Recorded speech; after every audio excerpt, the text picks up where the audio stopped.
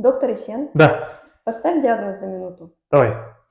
У нас собака Корги 10 лет. Периодическая рвота, диарея, похудел за последние 2 месяца. Есть ли прививки от инфекционных болезней и обработки от глистов? Да, соблюдается график прививок и дегерметизации. Что по осмотру? Болезненность в области эпигастрия и кахексия.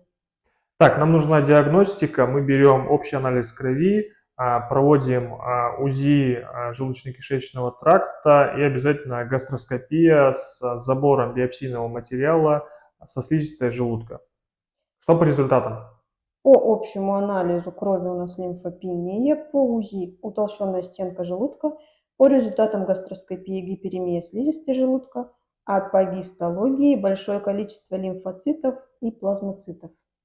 Гистология нам дала окончательный результат в плане диагностики, поэтому диагноз у собаки лимфоцитарно-плазмоцитарный гастрит.